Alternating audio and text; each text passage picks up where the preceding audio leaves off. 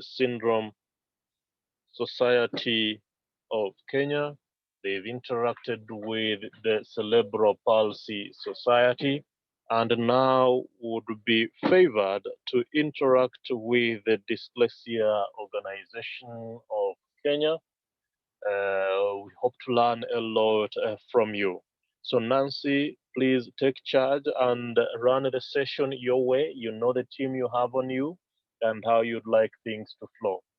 Karibu Nancy.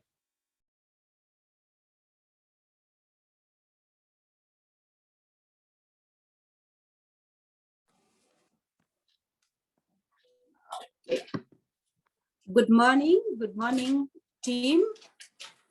This is Nancy Munyi from Dyslexia Organization Kenya. I'm humbled and I'm grateful for your invitation to know so much about this learning difficulty, which is affecting quite a number of students in the country or in our school institutions.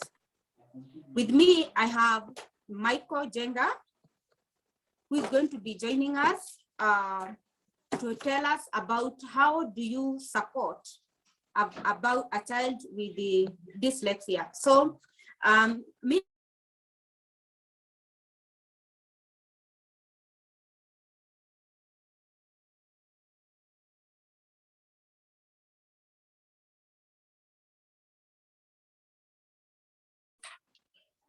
sorry, I think there has been some disconnection or something with the internet. I'm going to talk about what is dyslexia, how you can be able to identify dyslexia. To be talking a professional of having worked with children with dyslexia, and I'm also a parent of a child with dyslexia. I'll briefly tell you about the organization, that is Dyslexia Organization Kenya, how it was started and why it was started. And from there, we are going to pick up about what is dyslexia. So if we are there, and I'll give you a chance to talk about or to ask questions about what you shall have maybe understood. So my name is Nancy Munyi. I am a special needs teacher in a school called Reagan School. I'm trained as a special needs teacher, and I'm a parent also of a child with dyslexia. And that's why I got so much interest of having to work with children with dyslexia. So what is this we are calling dyslexia?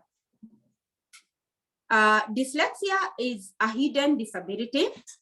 Because why it is hidden, it's because you can't just look at a person and see that this person has anything that is queer or something that doesn't look like any other person. That's why it is called a hidden disability. It's also hidden because the children with dyslexia or people with dyslexia are gifted and they are able to do their work well, and their intelligence, according to International Dyslexia Association, or it is dyslexia, a person with dyslexia have average or above average intelligence. So that is why it's so much hidden. You can't be able to pick it because somebody will take out, work out well. But dyslexia is mainly identified in school. So the parents will struggle having, may not be able to pick it in a regular bringing up of a child. But when the child goes to school, that's where now it is very easily seen because the child is not catching up reading just like other students. Reading becomes difficult. So that's how the dyslexia is identified at school. But a keen parent may be able to pick up that a child has this learning difficulty or is going to develop the learning difficulty because of some things that I'm going to discuss right here. One, a child who has delayed speech may be able to have later show signs or later have dyslexia. Or later, it's an inborn, but later show characteristic of dyslexia. So that is one thing that a parent may be able to tell.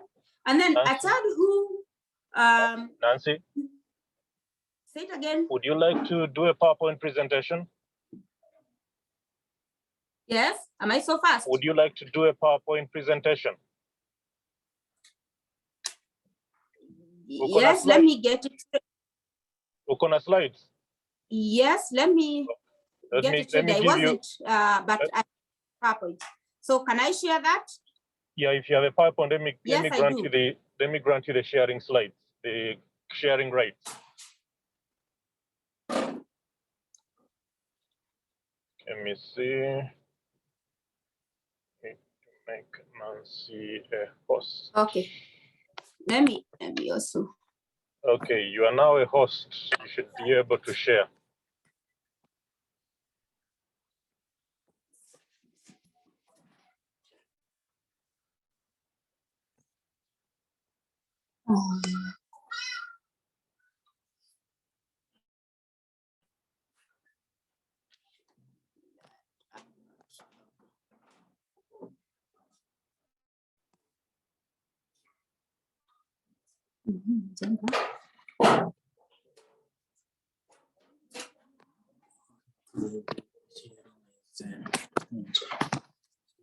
It's supposed to be, no, it's not here. Back.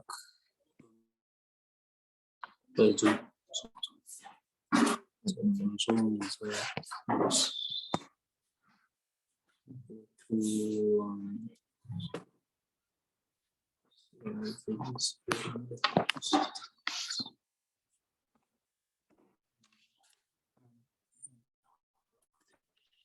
say computer, say computer, and then it's the screen that you are sharing, and then you can go to the broadcast.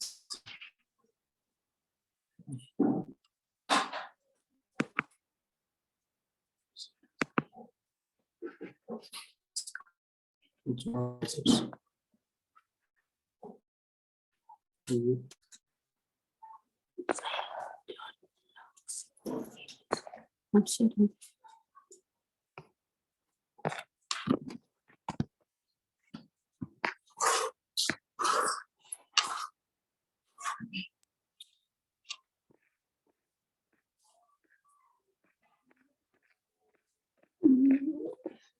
Was open somewhere. I had to print in the email. Okay.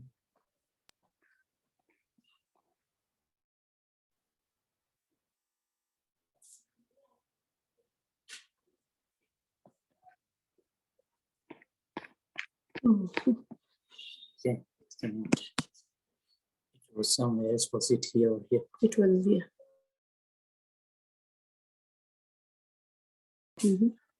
But Okay. you have to make sure that you have seen which one.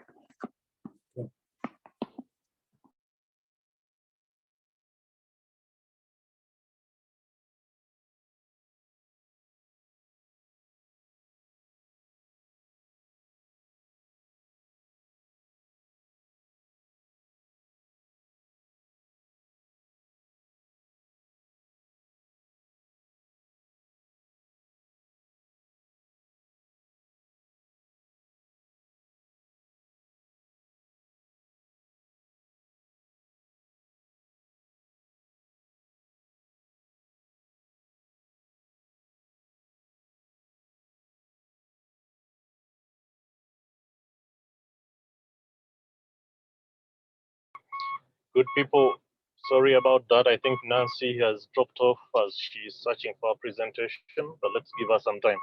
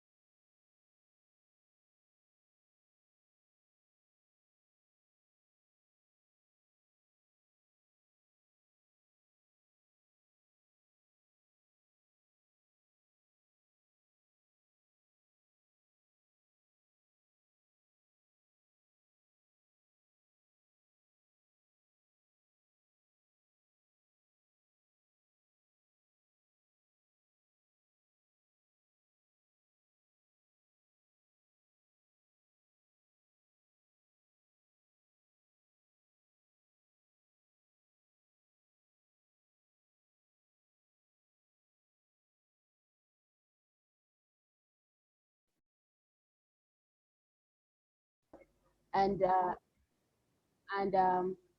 yeah, delayed speech can be a reason.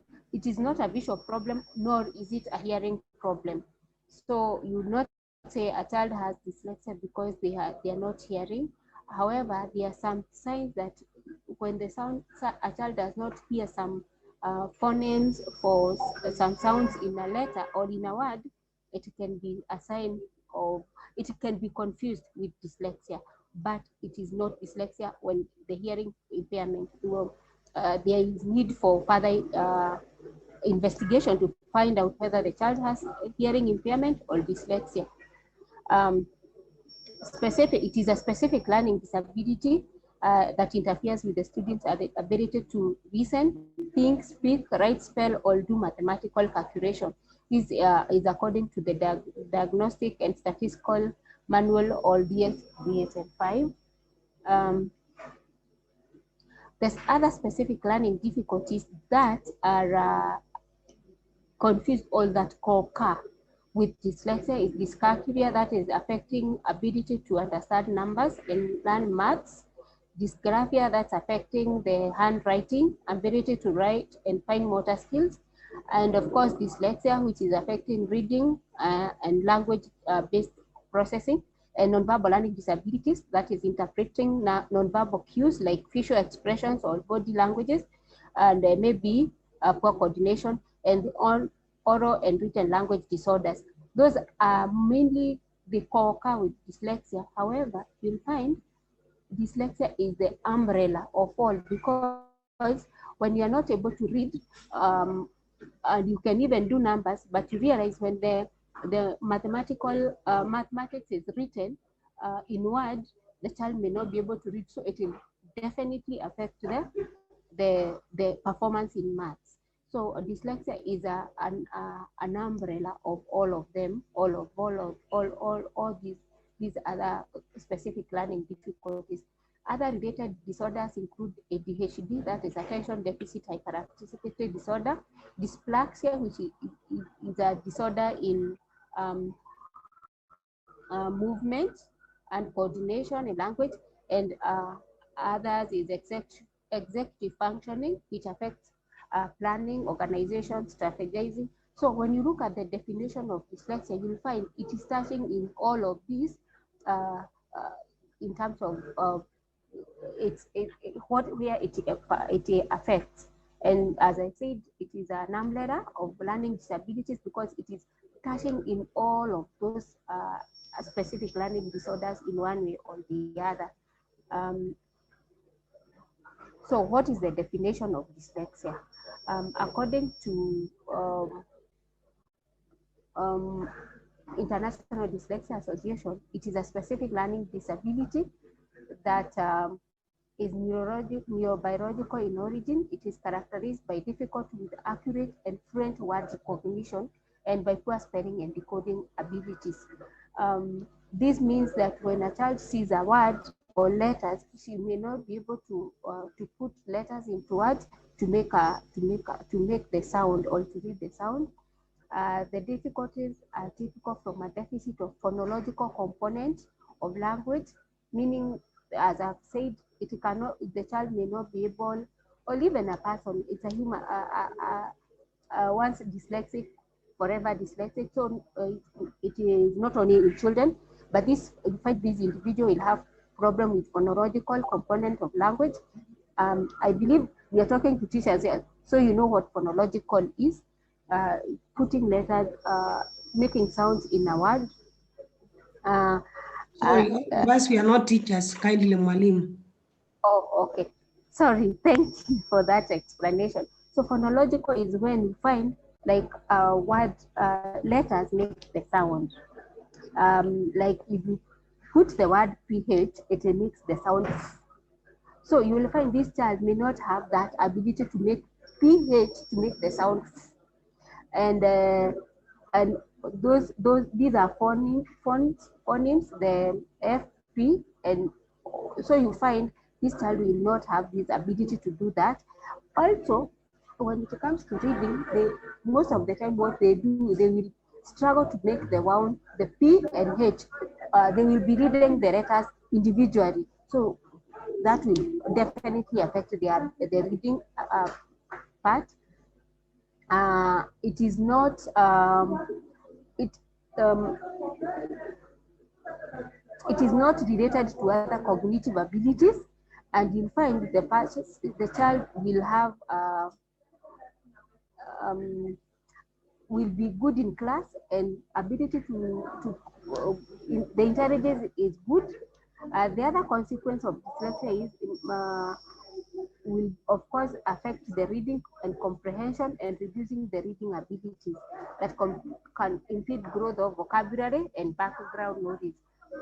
Then it continues to explain that this is not an intelligence problem. You'll find this child does not have any challenges with intelligence. As Nancy said, they are people of normal and above normal intelligence. So this is a diagram of what the areas that are affected by dyslexia. This is the main one. So you have it affects the writing.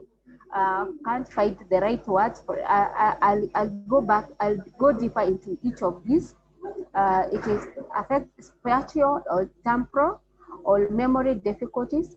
So they have problems with remembering dates, alphabets, timetables, telephone numbers, and sequences. They have challenges with motor skill, holding pens, and so will affect handwriting. Will have problem with reading, spelling, and listening. Mainly, reading, writing, and spelling are the areas that are really affected by dyslexia. So let's go into deep. How do you identify in class when this child is in class, or when you're interacting with this person? How can you tell that this person may be dyslexic? Most of the times, these people don't know themselves. They don't know why they are suffering, or they are not able to get in class like everybody else. In fact, they feel dumb. If you ask, they feel bad that looking at them, they are okay, they are good. Like the kids are, when they're in class, they even wonder, why am I not be like so and so? Because looking at myself, I'm okay, but why am I not able to cast reading? So what do you talk? How do you recognize when the child is in class? When regarding reading problems. So when they are reading, they will lose place on the page and skip lines. They read words the wrong order, skip small words such as these are they are called sight words. And sight words, you do not sound them, you see them and learn them. There's no way you can put them, they are not sounded because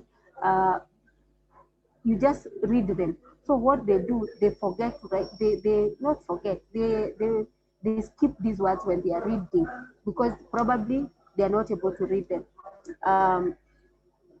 What happens now when they are reading? When they don't find they are not able to read these sight words, whatever they are reading, it will lose meaning. They will not understand what it is that they are reading. They have difficulties again in recognizing one on one page but not on the next page. So what you'll find when they are reading, they may read word in one page, but when that word appears again, they'll have forgot or they will not be able to read it. So it is quite becomes very confusing because this person is able to read at one point but not able to read at the other point. They mislead words when often has the same beginning and ending. So what you find, for example, the word that have, let's say, communication and commemoration, you find those two words, they start the same and end the same. So you'll find they will confuse those words. So they will forget to read the middle part of the word. So they will read one word, and if that word, another word with the same beginning and ending appears in the text, they will read it like they had read the earlier one. That because they have not, they just see the beginning and the end. The other difficulty is my screen is so big. I'm not seeing some parts, but okay. these are many, there are many ways of recognizing a child when they're having reading difficulties, which is caused by dyslexia. The misleads words often has the same beginning. I've said that. Switches the word order of letters in a word. For example, they may read mug instead of gum. Where you find so, they read the was. So what happens when a child is told to read in class?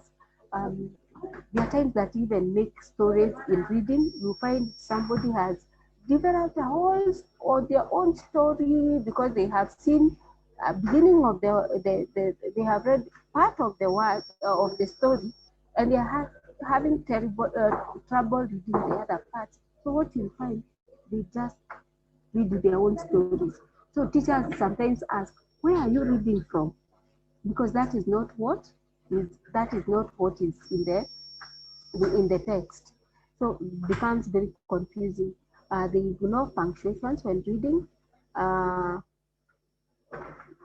They have no comprehension, has difficulty reading single words on a flashcard, and is mainly, I need to underline here, they get fatigued. They get very tired when they are reading because when some, and these are the categories that can be able to read. There are those who may not be able to read at all because before they will need to think very hard how to combine these letters to make a word. So for example, if it is word THE, by the time they will first see the alphabets, the T, H, and E, before they make the word there. It becomes very hard. Sometimes the person can stick on that word, trying to figure out how does that sound? How does the THE sound? Because they are only seeing the letters. They are seeing the symbols. Actually, they are not seeing the letters. They are seeing the symbols. What are the letters now? When it becomes so hard for them to read. So they become so tired, and sometimes they even give up. Sometimes they even say they are having stomach problems because the pain seems to be coming from the stomach. So that's about reading. We said it affects mainly three things: spelling, reading, and writing. So how do these people spell words? And these are the categories that are able to read and spell. So what happens with most of them? So you'll find most of them. I'll not be able to go through the whole list. It's quite big, but clearly there are those that are very very obvious. When they are spelling, they will delete letters in a word when spelling. For example, may write craft instead of craft. Again, the misspell words often has the same beginning and ending as the target word. As I said, the word commemoration, they will misspell the words. The switch order of letters of word. They may write special instead of, may write special instead of spatial. I think here there was a mistake. So they will, and especially even very small words. The reversal of letters B and D, they will have problem with copying from the board or even from the book. They will even misspell when they are copying from one, even next from one book to the other, just next to them, not even the one that is far off on the board. They produce messy work, including crossed out or erased work.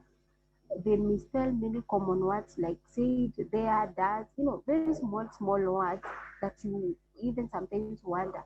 However, some of them will spell right words when they are pronounced the way they are written. Can I hear someone which word are pronounced the same way that they are written? For example, let's hear you. I don't want to talk too much. I want to interact. Hello? Tap. Hello. Can you Come up again. Tap. up? Tap. Tap. TAP. TAP. Yes. Tap is spelled the way it is pronounced. Another one. Laugh. Lag. Laugh. Okay. Can we go to the chat? Can we interact in the chat? Because sometimes I'm not hearing.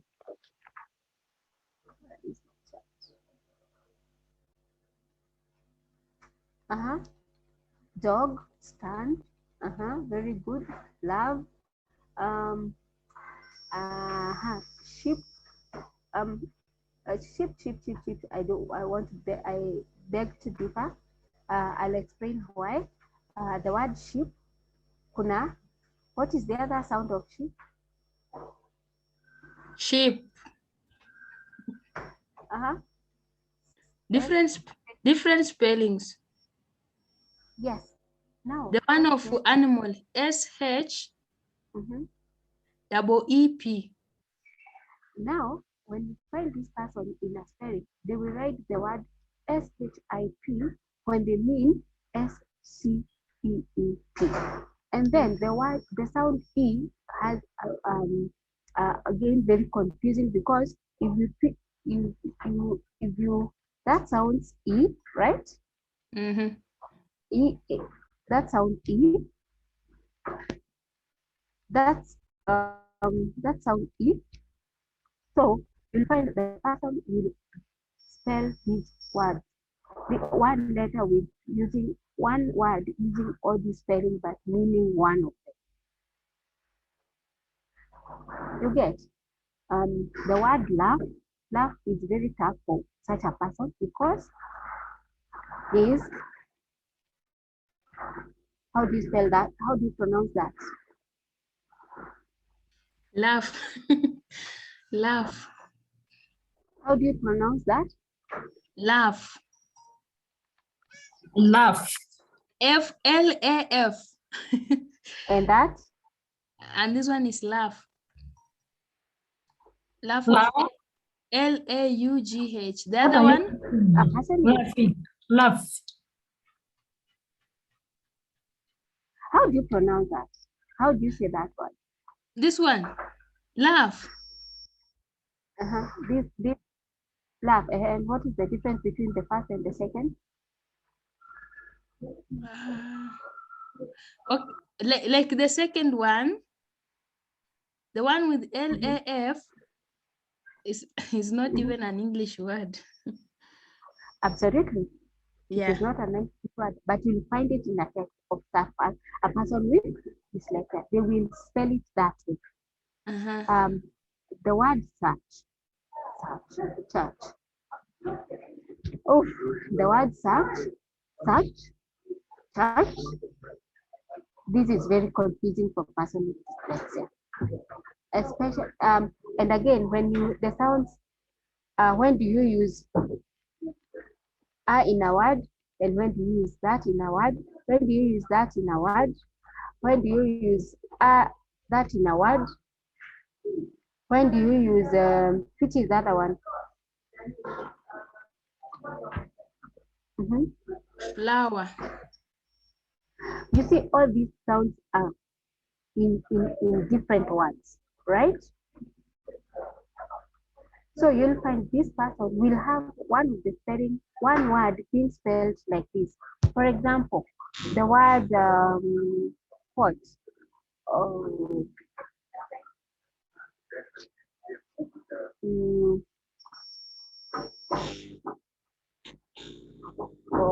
Read. This is what read. Will spell like this.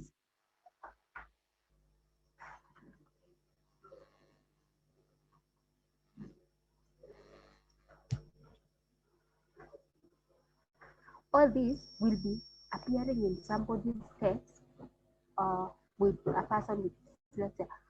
Jane Mogo. Sister Jane Mogo math is a very hard one for a person with dyslexia because of the spelling, especially even the word, the letter R there. So you'll find, and the teachers who are probably here will tell us some of these words even flower, flower, flower. Yes, this is what you find in a person with dyslexia.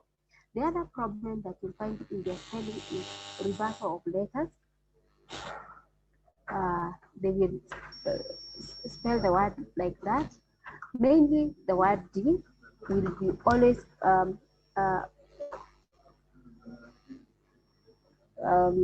be misspelled. Instead of B, most of the time they reverse and write B instead of D instead of B. They will write U instead of N. They will write W instead of M. So you'll find that commonly appearing in a person in a text. And the reversal of letters mostly children with in their lower classes or in preschool, they will have that problem.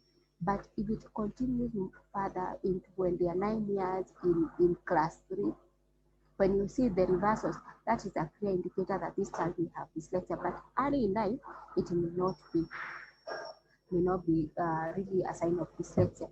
So basically, that's how you realize when it comes to spelling of words. Spelling is a problem with many people. It's no, I don't know whether it's somebody who's really a perfect speller. They are there, but not very common. All of us misspell words sometimes, but when it is very common in somebody's text, and especially when it is being spelled the way the word is pronounced all the time, then that is a good example of dyslexia. Word quiet is, even me today, I have not even known how to spell the word quiet. It is very hard. Thank you. So that's how you find in spelling. You can tell the person with dyslexia has when it comes to spelling. Then the other problem is sequencing. Sequencing is foreign letters, like for example, foreign alphabets.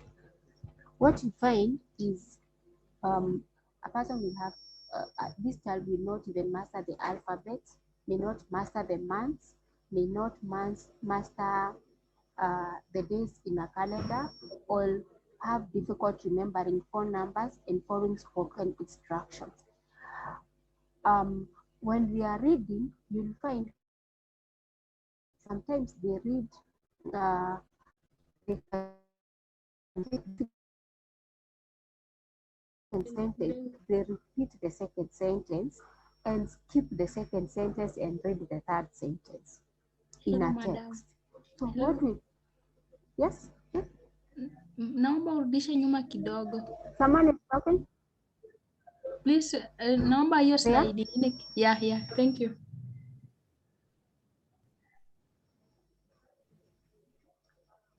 You are taking notes? Thank you. Okay. Okay, I was talking about sequencing. Mainly, these children will, I've said they have problem with understanding or mastering the alphabet, days of the month, days of the week, calendar, anything in the calendar in terms of days, months, weeks, and all that.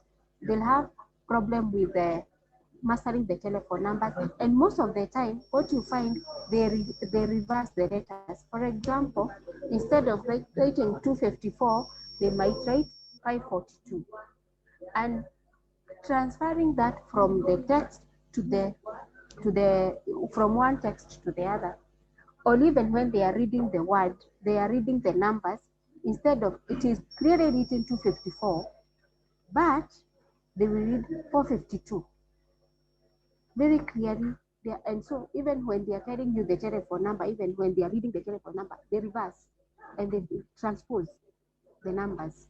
That's a difficulty in sequencing. And the other one is difficult following spoken instruction. So those are, that's about sequencing. About the handwriting problems. So mainly it's called dysgraphia. They will have written slowly and rigorously. They will create irregular shapes. They will grip pencil very improperly. You find the holding, how people are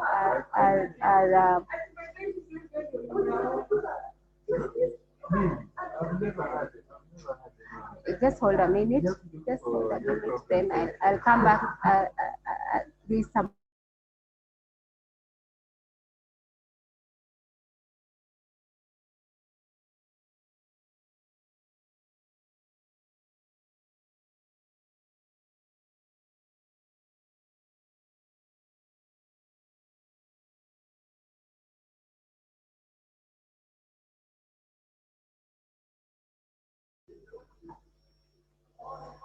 Hello? Hello, I can hear you. Hello. Yeah, here. When did Hello. when did I lose you? Huawei, I didn't realize that I had muted, so I'm sorry. Yeah, in handwriting. We have finished that. I finished that, okay.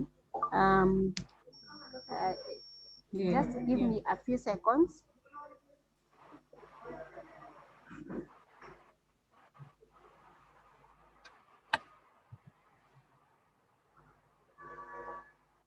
Just give me one.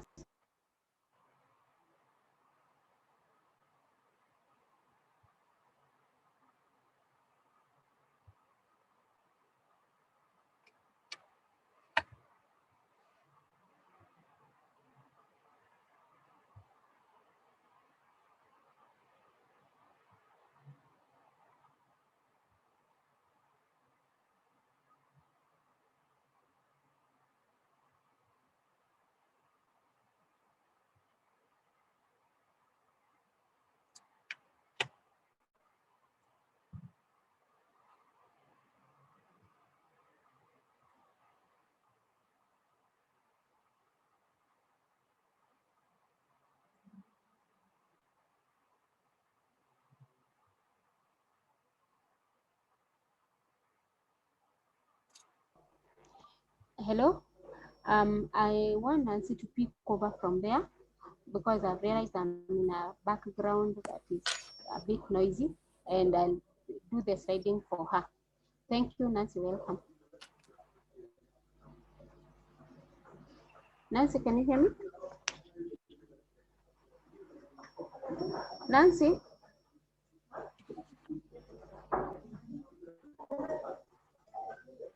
Nancy?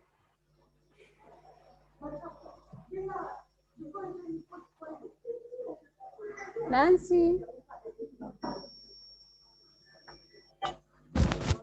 Hello? Hello. Hello. We are Nancy? together. Hello. Phyllis, thank you very much for coming in. At that time, I had a problem.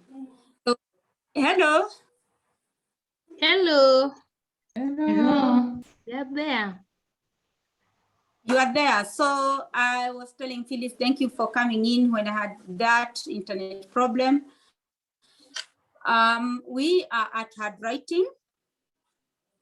So many dyslexics also have this dysgraphia, which is developmental disability that makes it difficult to master handwriting. Dysgraphia can be related in part of sequencing difficulties and in part of fine motor control. Most of the children with dyslexia will have problem with writing slowly and labelers, but mainly it's because they have disconnection of what they want to write and what they know. They have so much information about what they want to write, but actually the words or the letters are not coming up clearly because of that kind of disconnection. It creates irregularity in shape of letters, grades of pencil improper, it is improper, does not establish a domination had until later that pairs. So because of having difficulty with the which side of the hand should be used. Sometimes they have problem gripping the pencil because they do not have they are not like sure of which hand to use, the right or the left. But even if they have, because of fine motor problem, they will have handwriting problem.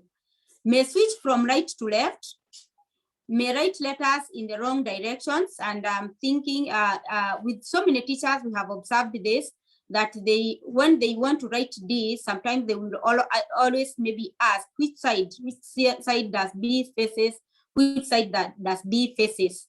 So that is writing in the wrong direction. And most of the words, letters that could be reversed could be W, B, P, number 9, and so many others. So for example, instead of writing O in an counterclockwise direction, we write it in a clockwise direction. Instead of starting the letter L at the top, child may start the letter from the bottom, like starting from B going up. Even B and all those which have senders, they will write starting from the top, where we are supposed to write using from the bottom, where we are supposed to start writing from the top. They have problem with uppercase and lowercase, confuses letters with a similar shape, especially the pairs of B and D, as I've mentioned. They are poorly spacers, letters so congested, numbers so congested, and sentences sometimes coming together. Handwriting looks like of a child who is learning to write, even if the child is a teenager. I want also to come here and say, sometimes a person with dyslexia, having realized that he has problem with the reading and spelling, and cannot be able to connect what he is writing, what he wants to write and put it in the paper, sometimes they hide behind the handwriting. Even if somebody can be able to write well, especially in teenage, instead of writing now, they want to be seen like they are not writing well, but it is a way of camouflaging, that they hide behind the handwriting. Phyllis can go up. We are done with handwriting.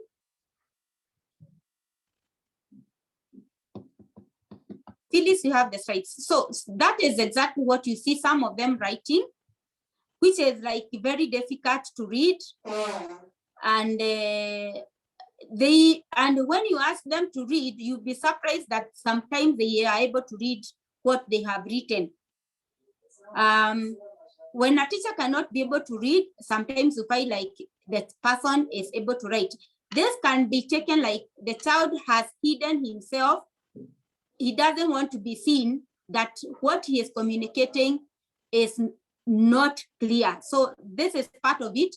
And you can read some words in that, but if the child himself, because he's the one who has written, if you ask him to read, he is going to be able to read that. Other difficulties that include handwriting.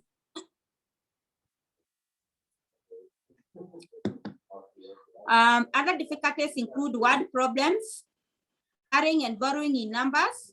Sometimes when you are doing money, when you are doing 2-digit number, or adding 2-digit number and another 2-digit number, and the child is not able, sometimes they have problem carrying over to tens where it is supposed to be tens, or hundreds where it's supposed to be hundreds.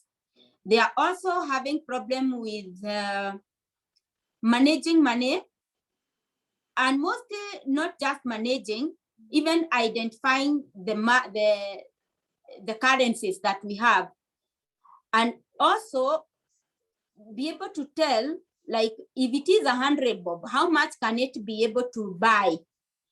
You will ask a child like how much you can buy with 100 bob, and the child says a television. That is like very difficult. You see that the child does not understand the value of the money. They are also having understanding quantity, like how much amount of food or how much amount of actually water can be put in a certain pouring and pouring and we call it filling and pouring. Like the child is not able, can be able to take a jug and put a lot of water in a cup. That is, he does not understand the quantity. It is other times the child does not understand positive and negative values. That is more of behavior that sometimes you find it is the child because of the emotions, something that he has known so much negative clues that he has been told. So the child becomes accustomed to that, being so negative, and looks like sometimes they may care less about what they say about to other people. But we know that when you teach a child the positive values, you will get the positive values. So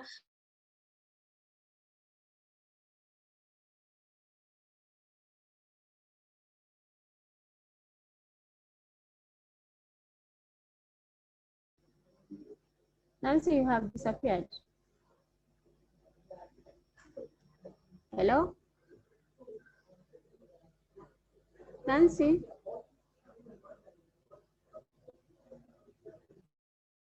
Hello?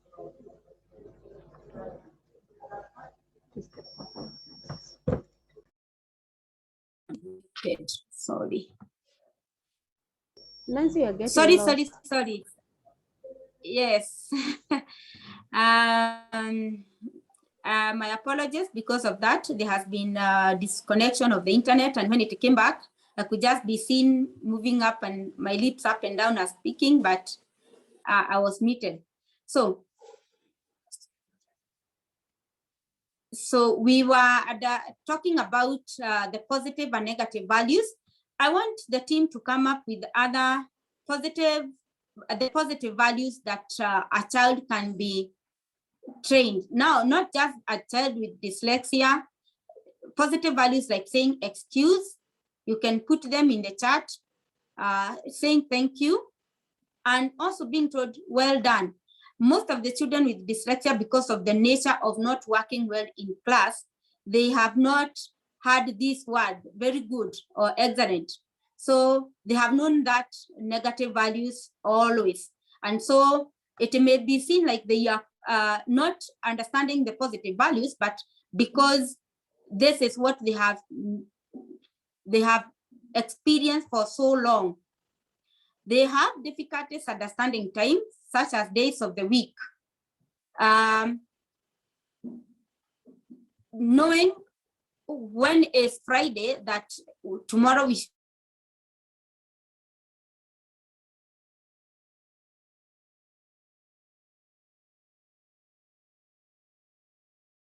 is that they mark, and they are very sure if it's their favorite day of the school, they will always know it. But if it is that they are, especially when they write composition, this is where they have difficulty in, they will always be looking for reasons of not going to school, because of that is the day that it is a miserable day for them. In mathematics, they will have problem understanding charts and graphs. So those are the difficulties that children with dyslexia will have in class or in life. Now, there are some misconception, or people misunderstand dyslexia. And now here we have the points of what dyslexia is not. We have many children who have been taken to see a specialist of the eye, because the parents and the teachers may think that the child with who is not able to read have visual problem.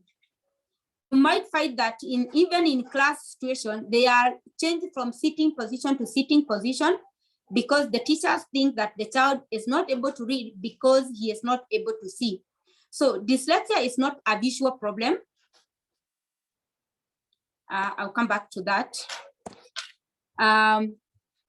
Dyslexia is not a visual problem. So a person with dyslexia may not have visual problem, or the visual problem may occur just normally like any other person.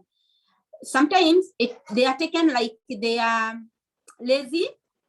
And I want to point out that a person with dyslexia, because of the brain of the nature of their brain, they work 5 to 7 times harder than a person, a normal or somebody without dyslexia. So when the person is exposed to reading of a text, the person with dyslexia is working very hard to read the same amount of reading that a person without dyslexia is reading. So when they are taken as they are not working hard or they are lazy, it's actually a disservice to them because their brain is working extremely very hard. And they feel this is a place where they become very frustrated, knowing that their brain has worked hard. And actually you'll find that reading the same amount of text a child with dyslexia is reading and another one without dyslexia, the person becomes very tired because there are so many things that has to come together so that this person is able to read. So it is not about being lazy. So also dyslexia is not caused by parents not reading to the child. We have the idea of a person with the, a parent did not read to the child, especially from the young age. You know, in other countries, reading is taken so highly that there are those bedtime stories that the parents read to the child or reading. It's a kind of a culture. But even if the child with is read for or is not read for, it is not going to cause him or her having dyslexia. So it is not caused by a parent not reading for him, neither is it caused by the parents, by poor upbringing. You may find that in a family there could be only one person with dyslexia and they are living in the same environment. They are going to the same, they are going to the same school, having the same number of teachers. Having the same teachers. So it is not caused by parents or even the teachers, but the environment, as maybe I come back and say, environment also can show a characteristic, it may make a person show characteristic of dyslexia. Dyslexia is not lack of care, as I've said before. Dyslexia is not a problem of intelligence. A person with dyslexia may show average or above average intelligence, so it is not a question of having not being intelligent. Dyslexia is not an illness. Sometimes it is funny, or I find it funny when people say the person is suffering from dyslexia, like a kind of it is not something that somebody can be given medicine for it to be taken care of. It is not seeing things backward. Okay, a person with dyslexia may see reversal, may see the words reversal, I mean sounds, letters reversed or words reversed, but it is not seeing things backward, like, but it is not seeing things backward. I don't know how I can put it, where you find like people, like kids, sometimes you find that like in an environment like now, it is very cold and a child wants to stay without sweater and he says, can you see the sun? Can you see the sun? Because these are the way things are seen backward. But the child with dyslexia does not see this. It is not part of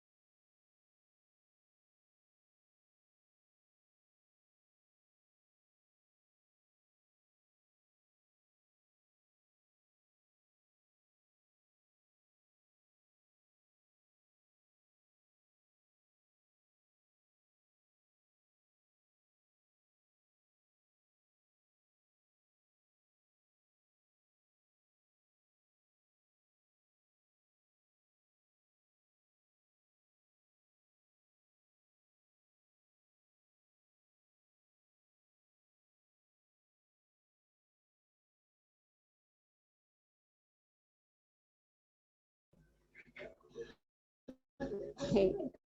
Sorry, guys. Looks Nancy has disappeared again. I don't know what has happened. So, I guess I'll pick it from there as she comes. Nancy, you tip me when you come back. And I'll go on and explain about, yeah, she had reached about that it is not lack of intelligence. As you can see, basically dyslexia is not lack of motivation. Nancy, you're back. Nancy, are you back? Yes, I am back, and I'm sorry. Nancy? Yes, Phyllis, I am back. I'm Your sorry internet because my is internet. misbehaving. Yes, it's still showing in somewhere unstable internet. So, excuse me for that. So dyslexia is not a cause of, it's not lack of motivation, as we said. Found Phyllis bring that. So Phyllis, move on to the next.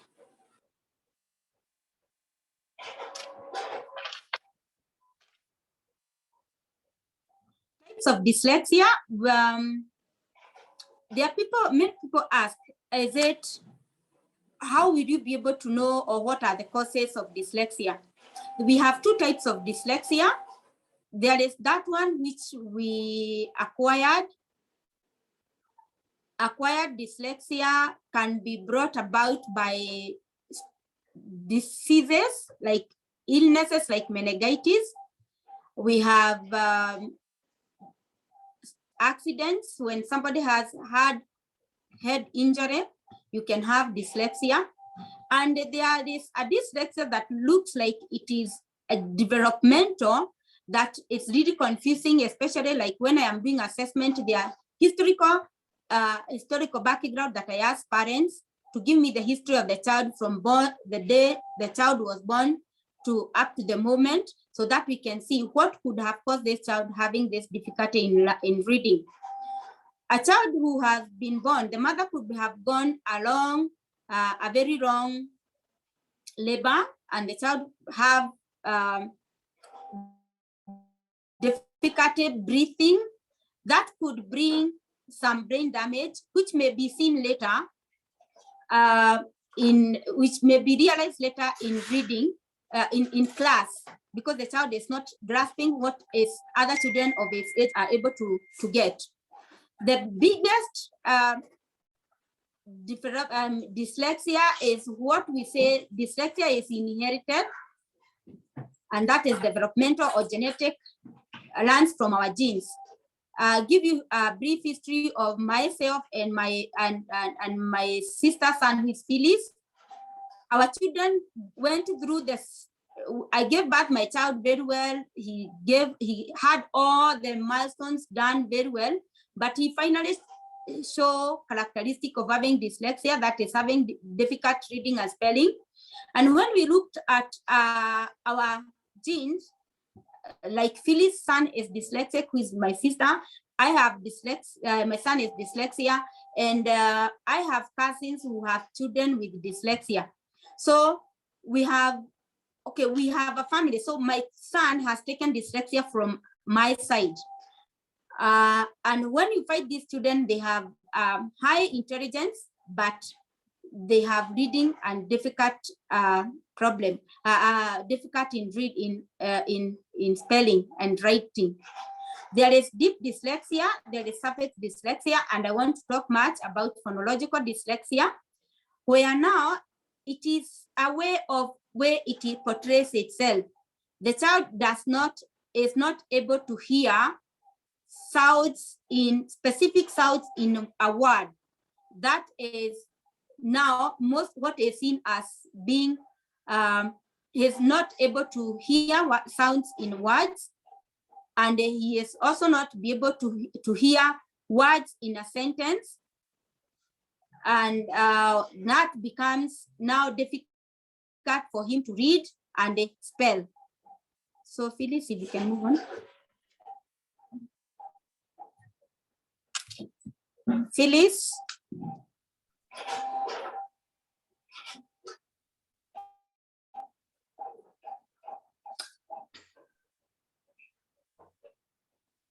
I'm done with this, Phyllis. Please.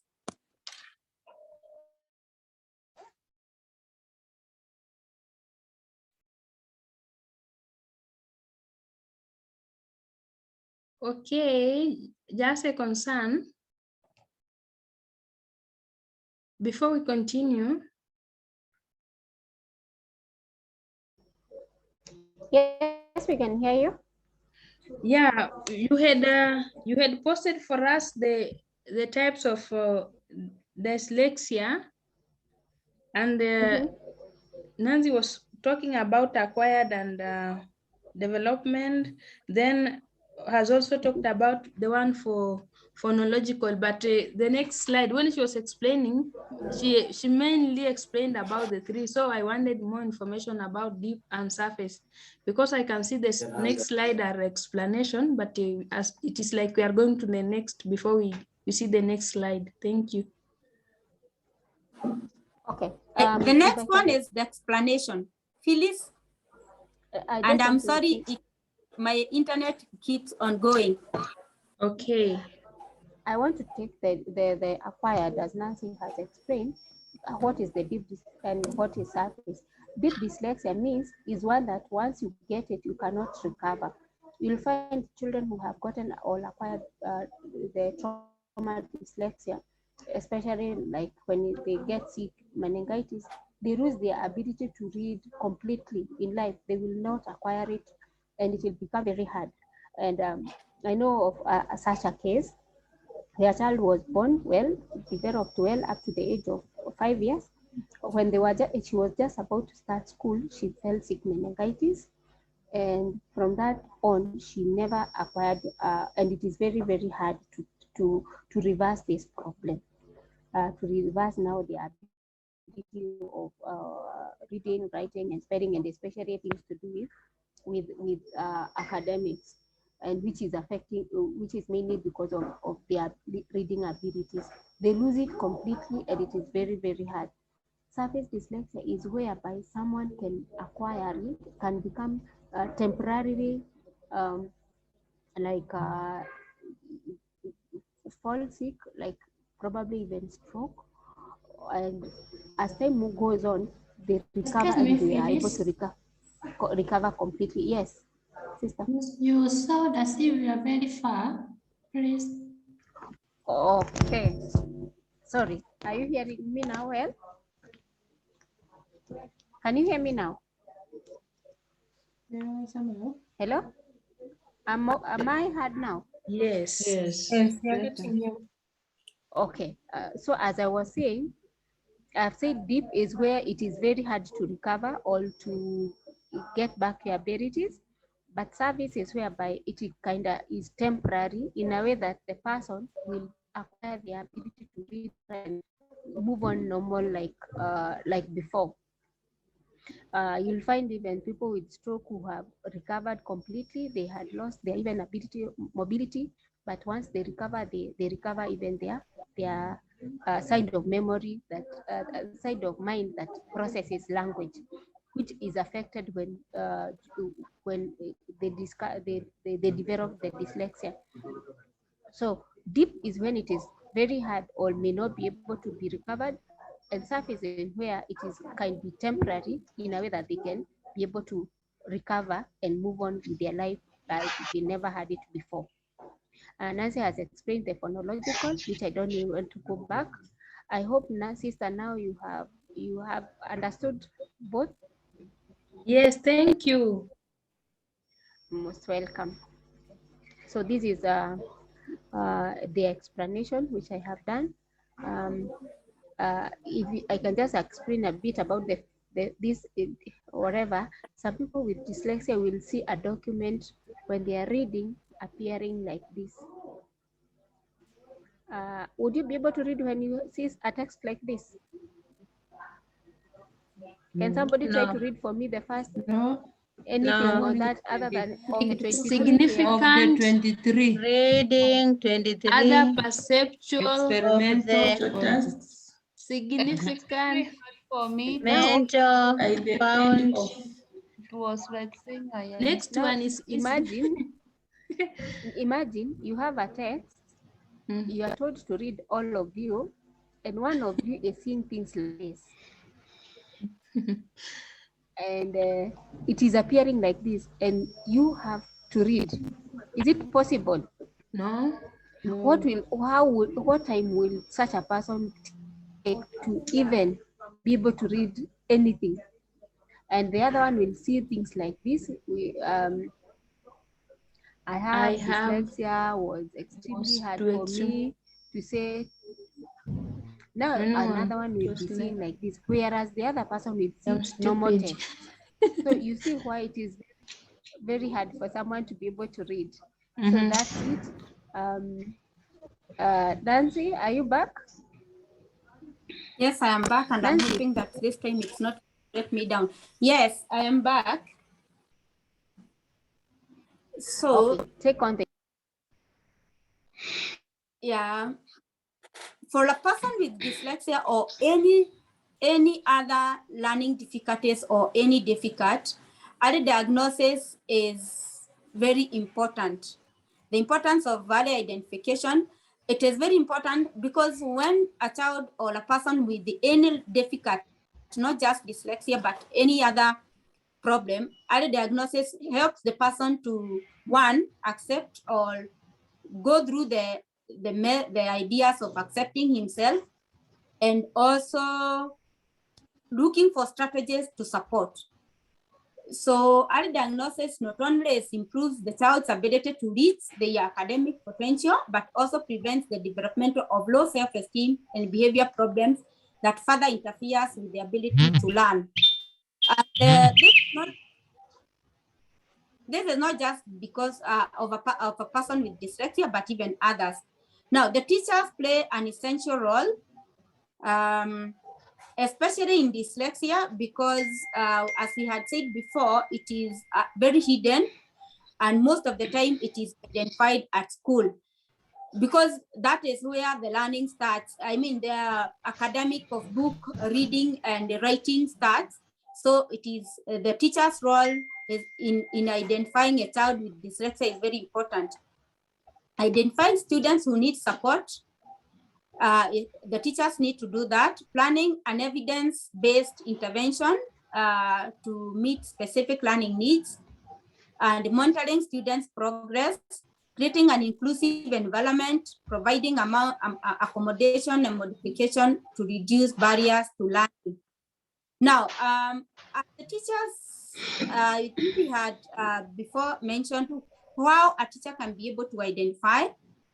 And after the teachers have identified the student, the teachers need to plan how the child is going to be supported, because most of the children with the dyslexia or even dysgraphia, if they are not given support or early support, this carries on and their self-esteem is affected. And most often you find that in most schools, we find that they are told to repeat. And even if they repeat as many times as they can, without support, without the necessary support, the problem keeps piling up and piling up. So early identification is very, very important, because it will reduce the child having emotional problems. The class teacher needs to also create an inclusive environment. What we mean by inclusive environment is those children with difficulties, reading difficulties, mathematics difficulties, are getting in good support and learning together with the same student who have no difficulties. In this case, drawing our planning an individualized education program is very important for a teacher in a mainstream class, so that he or she can reach out to the child, to all the children that he has.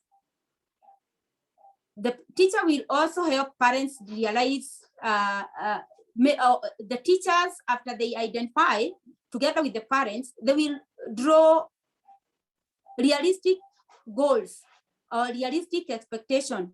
There are times we find that because of the way maybe the parent is a doctor, the parent is a teacher or somebody who was very good in school, that kind of a couple will not expect them to have a child with reading problem.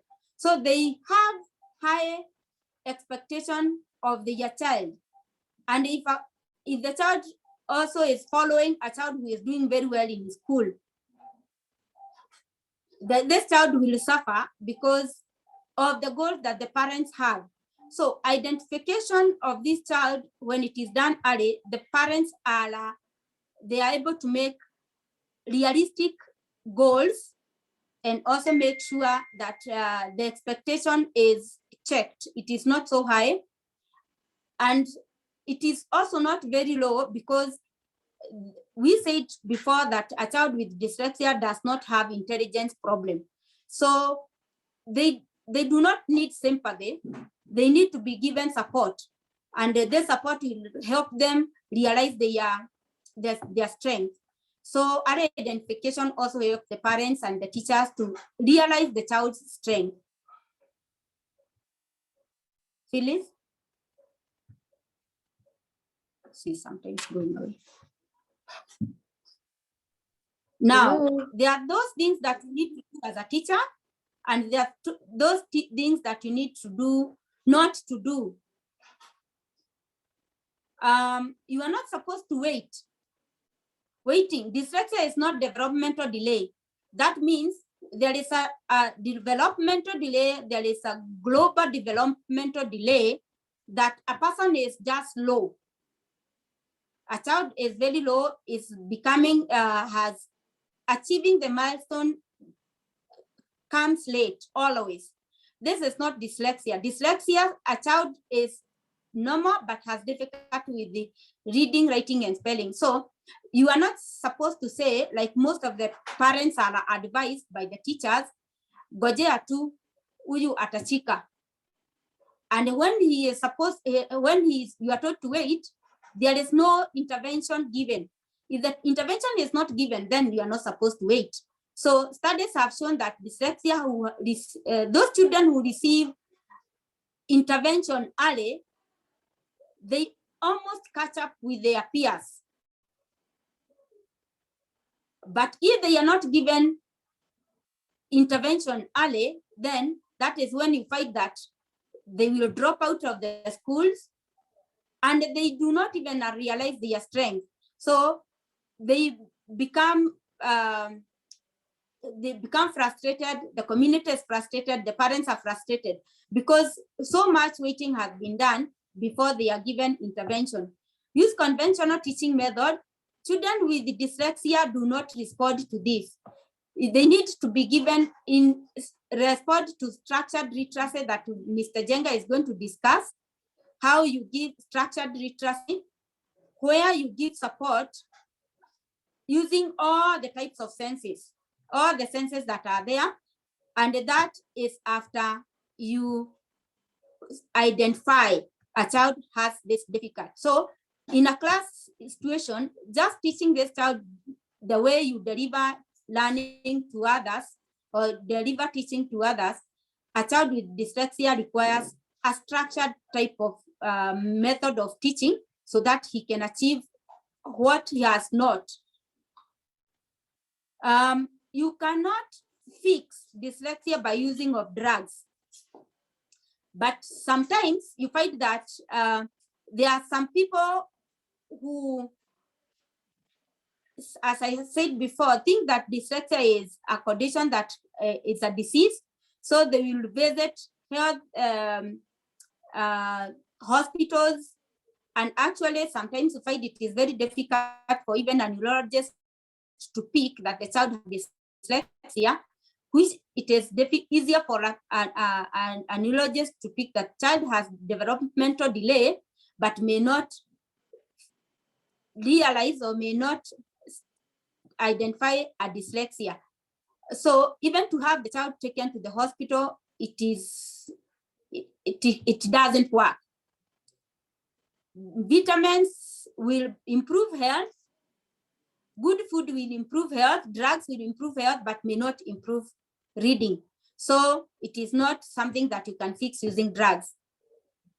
When this recommending the person to try harder. This is a very common term that the people with dyslexia have realized. They have always had this.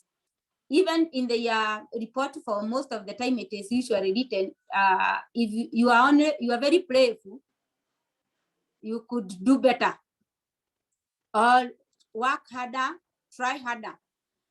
If there is no intervention given, if the people who are helping the child to learn or to read and write, they have not drawn any kind of intervention measures, the person will not work any more harder than he is already working. His brain works 7 times harder than a normal brain. So telling him to work harder, it doesn't work. It will work if there is some intervention.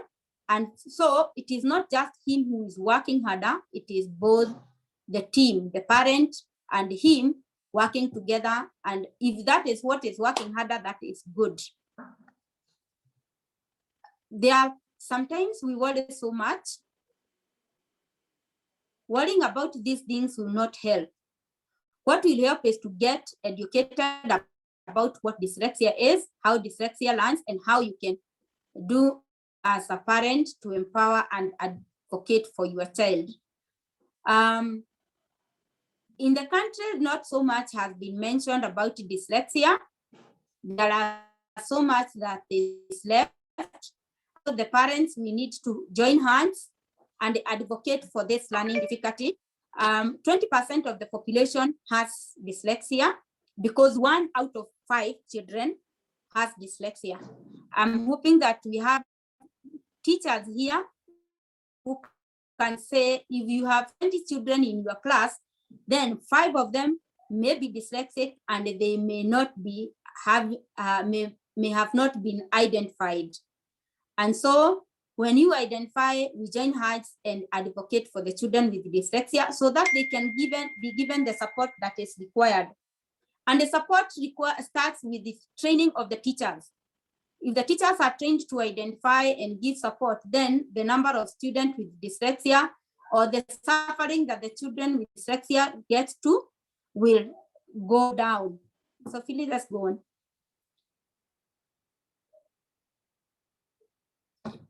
Phyllis, you have the slides. There are some psychosocial difficulties that we have students with dyslexia.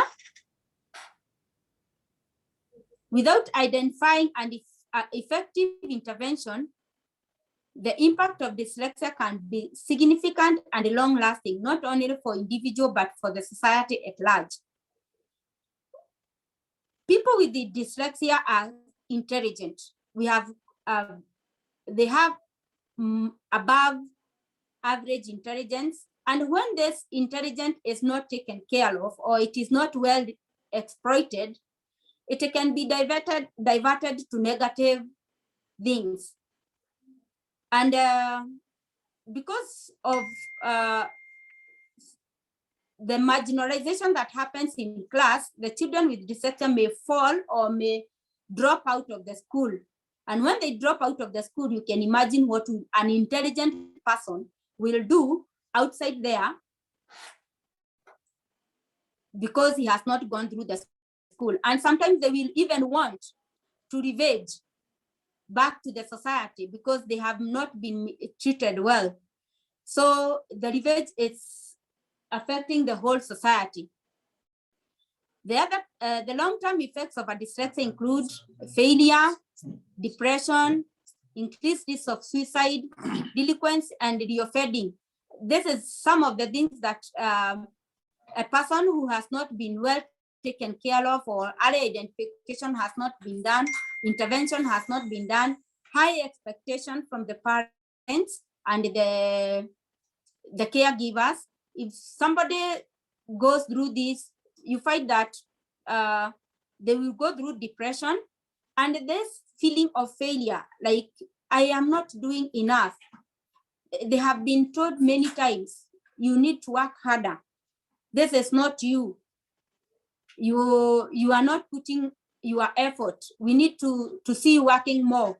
Then this brings depression. And remember, when they work and they work, they themselves also sometimes don't understand why am I not getting, or my effort is not reciprocating with what I am getting. So you find that they get into bad behavior, and they don't care so much. And I always think that why they don't,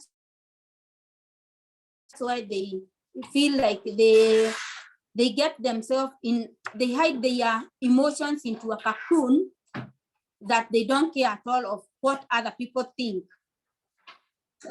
Social integration is beyond their reach of young people with dyslexia who have no choice but to remain dependent on the society. I always feel like if a society helps a person with dyslexia or any other types of difficulty, this person becomes good in building the nation. They use their intelligence in being building the nation and working for the society. But when they have been marginalized, their choice, they have been stigmatized, then there is so much effect that comes back to the society or to us. The survey shows that amongst the high percentage of illiterate people in prison, this disappropriate net number survey showed that most of the high percentage of illiterate people in prison have dyslexia. It is a research that was done in Texas that somebody wanted to know how dyslexia has affected the society, and he went to the prison and did the dyslexia research there. It came out that almost over 50% of the people who are in prison had dyslexia. And I don't think that this can just be, it is just happening in US, but even here, those people who are in prison, because they dropped out of school, they entered into doing things which are not society creating, or they are not good with the society, then they end up being in prison. The kind of despair they have had, the kind of frustration, they are working hard, but they are not seen like working hard. So those are some of the psychosocial problems that people with dyslexia have. You can see a boy there, like all these books. And actually in class situation or in a school setup, we have this kind of behavior where we tell the children that if they have not finished their homework or they have not finished their classwork, they are going to remain in class when the others are going out to play, or they are going out to games or even having fun. So they are held back in class to finish their work. They are held back to class to complete what they have not done when the others are having fun. This makes the child feel inferior, makes the child become confused because they have worked extremely hard, but they are not still achieving what they want, or even they are not meeting the teachers or the parents' goals. I've had even parents who come and tell me, huyu anataka kuchapwa ndio asome. So you can imagine if a parent can say that to a teacher who may not understand the problem of the child, then the child is in a problem. I know you have had these cases, and I always say if you have never seen a person with dyslexia, then yourself have never been in school, because the population is high and every person, 1 out of 5 children have dyslexia. There are other feelings that a person with dyslexia will have. They will have anxiety because they are working extremely hard, showing they have worked hard, they want to get the results, but the results are not coming. They are not showing, they are not reciprocating the effort they have done. And that also brings anger, because they are angry with themselves, they are angry with the teacher, they are angry with the society because it is not seen, their work is not seen. They have family problems, even if they become adults and they get married, they may have family problems. This is, they have no frustration. And so to bring themselves together and work like normally you find they will always having question, am I good enough? Am I good enough? And this kind of feeling comes back and comes back. We have heard of cases of people with depression. Also, they show a high number of people with depression and the poor self-image. This is like, I'm not good enough, I'm not good enough, because they have known this so many times. They could show behavior problem as well. And as we said before, those kind words, give excuses, give me, excuse me, thank you, sorry. Actually, like the word sorry, it may be very difficult for such kind of a person to come up and say, I'm sorry. Why would he say sorry when he has been mistreated for so long and nobody cares to say sorry? So those are many of feelings that a dyslexic person feels. Phyllis? Now, apart from, we've discussed so many problems of a person with dyslexia, but people with dyslexia have strengths, and especially if they realize themselves very early. They are good, innovative, and they think beyond the box. We say they think outside the box. They come up with things. We have going to give an example of people who have changed the world. Actually, if the people with dyslexia are given chance, the dyslexia, they would change the world because they are innovative, they think out of the box. They are good in intuition, thinking, and problem solving. Good empathetic people. They are empathetic, but to them, they have not been given the empathy. Actually, they have known stigmatization. Strong creative talents. A person who cannot explain to you, how did I do this, but they are able to do it. How they are writers, they are even people who are writers. They are people who are engineers, teachers. So people with dyslexia are not failures. And what holds them more is their strong determination to succeed. It is not intelligent problem, and therefore there is that inner strength that comes within that they will make them do everything, even if nobody approves them, they will still go on. So they know that kind of strength, or they have that kind of strength. And that's why we have people with dyslexia in early identification. If they are given support, they will change the world. Or they even, most of them have done what they can to change the world. Phyllis?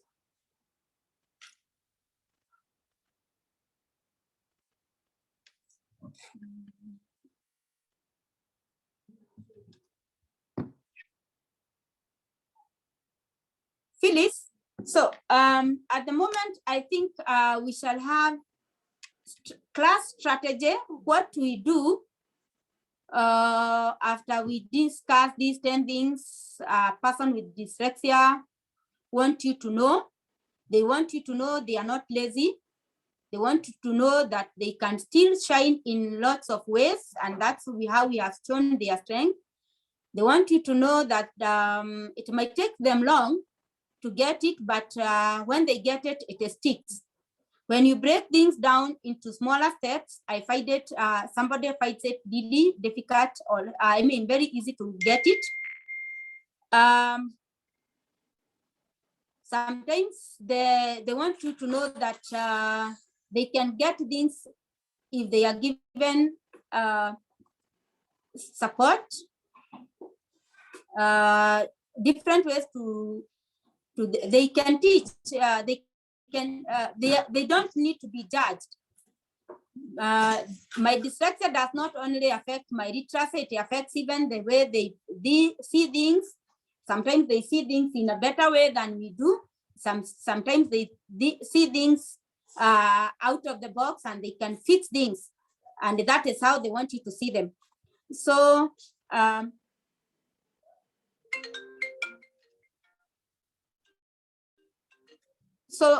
want to, at this juncture, to call Michael, to invite Michael to talk about the class strategy or what we do at our school so that we can.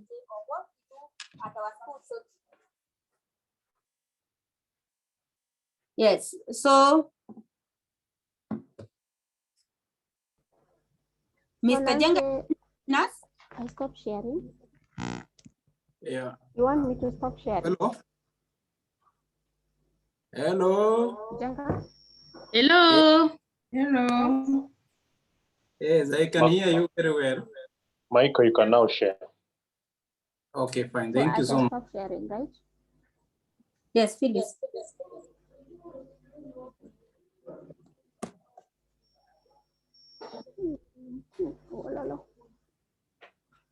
Welcome.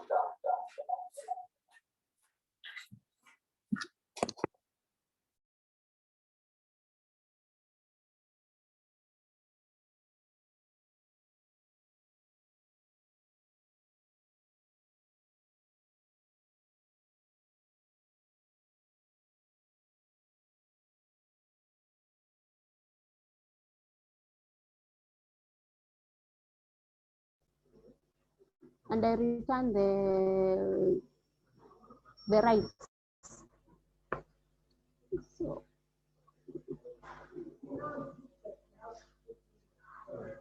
Michael is already a host. Okay.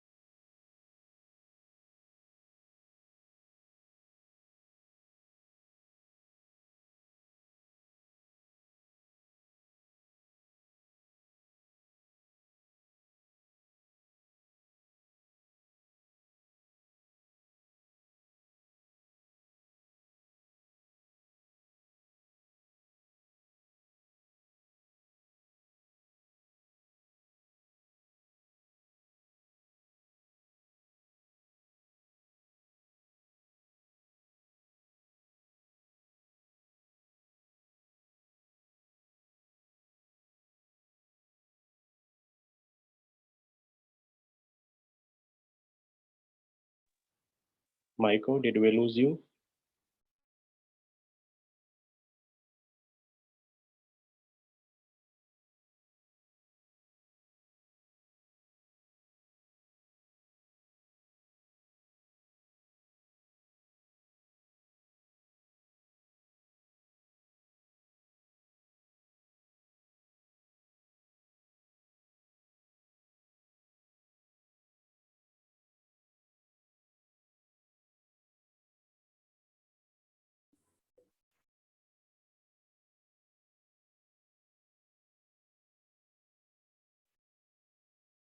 Hello. Hello. We hear you. Oh, you can hear me now? Yes. Fine, thank you so much. Now I can go on. Yeah, so I was saying that in our school, we usually use something that is called a structured literacy multisensory approach. That is a lot of words put together, structured literacy multisensory approach. So I will explain what structured literacy means, and then after that, I'm going to explain the next part, which is multisensory approach. I have a software, the one that I'm displaying on the screen, which is a software that is used to teach using structured literacy. So I use this to show you actually how we usually teach in our classes. So what we do is we usually start by teaching kids what we call phonics. And the phonics, these are the sounds that the letters of the alphabet make. We have the 26 alphabets. After that, we have the consonants. Each of the consonant has its own sound. And then we have the vowels. After the vowels, we come and then talk about the sound that each specific consonant make. For example, this one is a. So we teach the kid that this one usually says a b. And then we go on, we teach all of them. After that, after we teach them the sounds that the letters make, now we can show them how to blend these letters and then make word. For example, when we use the first vowel, which is the first vowel A, we can use this one and blend this one with consonants to make words. For example, this one is and this one is, so this one becomes, so this one is, and we can go on, this one is So we do this for actually all the syllables that we have in the English language. We usually have 7 types of syllables. So in all those syllables, we usually do that. We usually kind of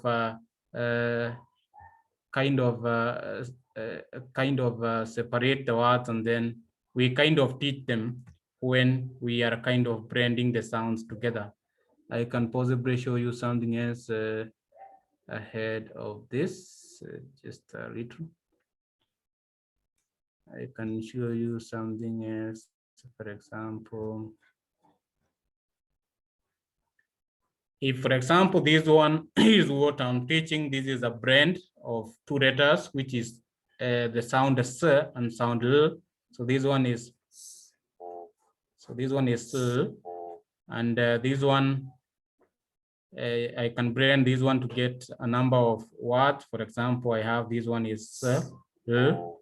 The blend that I have, if I blend this one with A and this one is D, then I'm going to get the word sled, because this one is D. So this is what we mean by structured literacy. It is simply dissecting the language into its very basic parts, which is phonics, and then blending that one and showing these kids how these words are made, and telling them explicit rules about how each of these words are made. So there are other words which possibly cannot be decoded in the English language, and those words are, for example, I want to show you something here.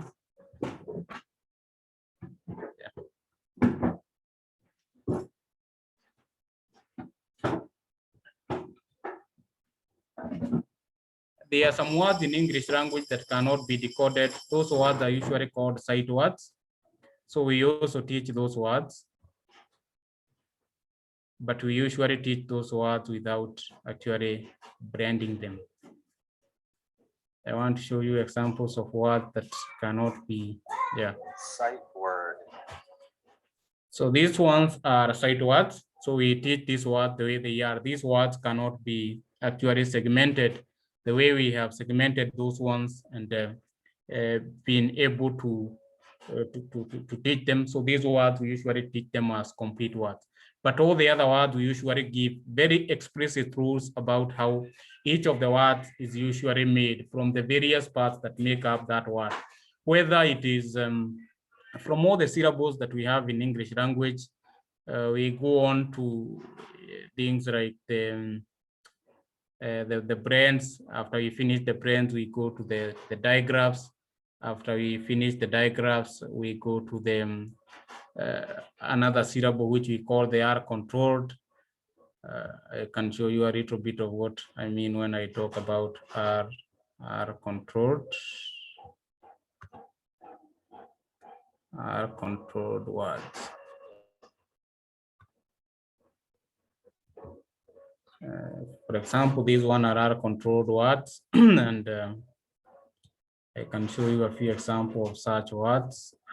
These ones, which are here. So this one is R. This one is So this becomes So in every part of the English language, we teach very explicit rules about how the whole language has been blended together. And that is what we mean by structured literacy. There is another part now which we usually add to this one, which we usually call art. Okay, I am removing that one because I want to show you something else now. The first part that I was explaining to you about was about structured literacy. Now I want to explain to you about something that is called multisensory. So I want to join now with the video.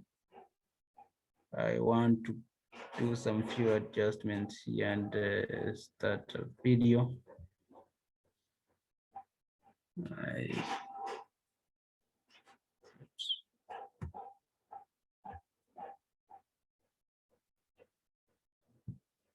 Fine, I've started the video because I want to show you how we usually make that structured literacy is usually made multisensory now. And multisensory simply means that we usually use more than one sense. We usually use the three senses, which are the eyes, the ears, and then we also use the touch. And what we usually do is this one is a deck. We usually use the cards. This one is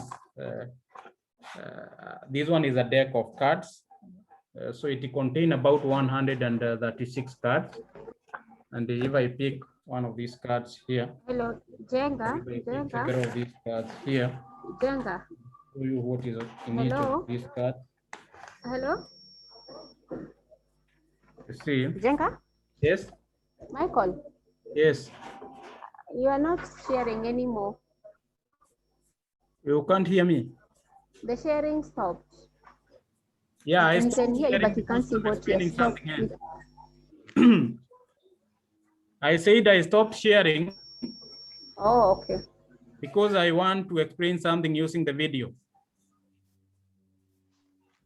Okay, so what we usually do, we usually use these cards, and for example, this card on this is the front side. Usually contain the sound that we are teaching. This one is sound T.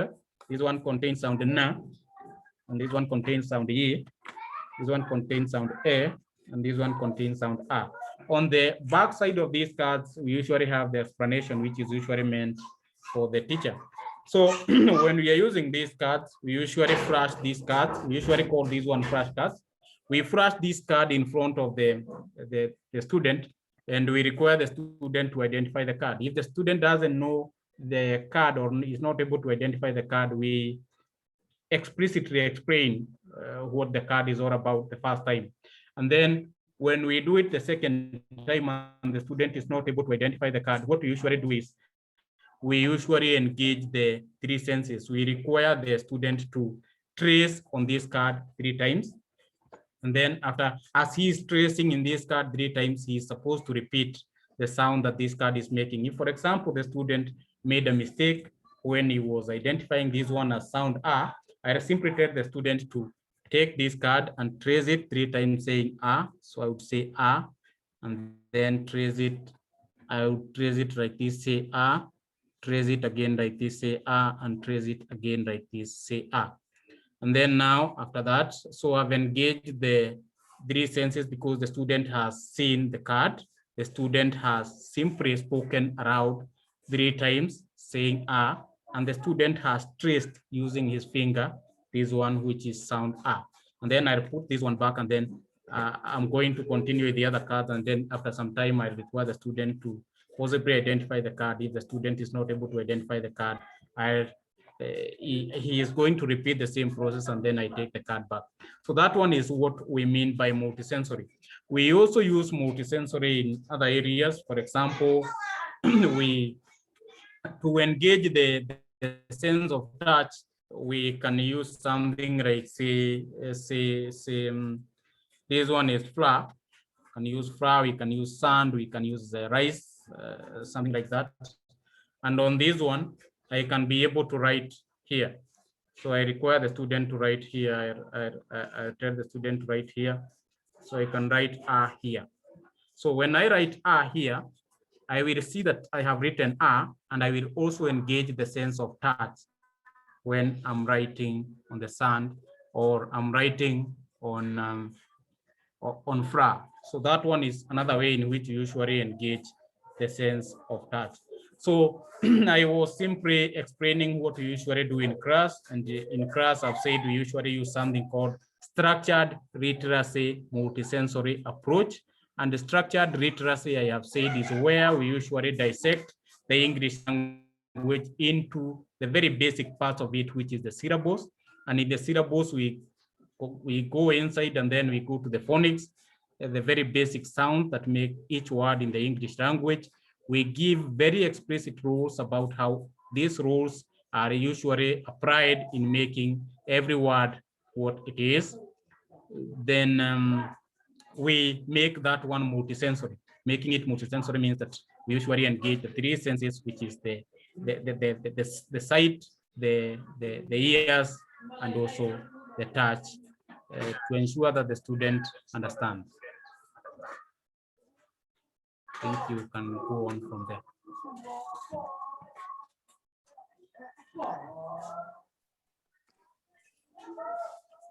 Hello, team.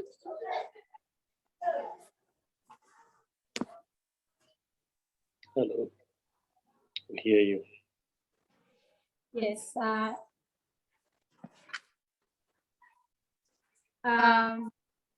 If we can get a section of questions, it would be great to answer. Thank you very much, Nancy, Michael, and Phyllis.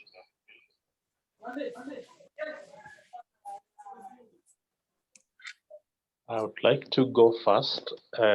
You did mention something about the prevalence of dyslexia conditions. That's like you placed it at around 1 in every 5. That is like 20% of the children in our classroom are likely to be it would then seem that it is really a very prevalent condition.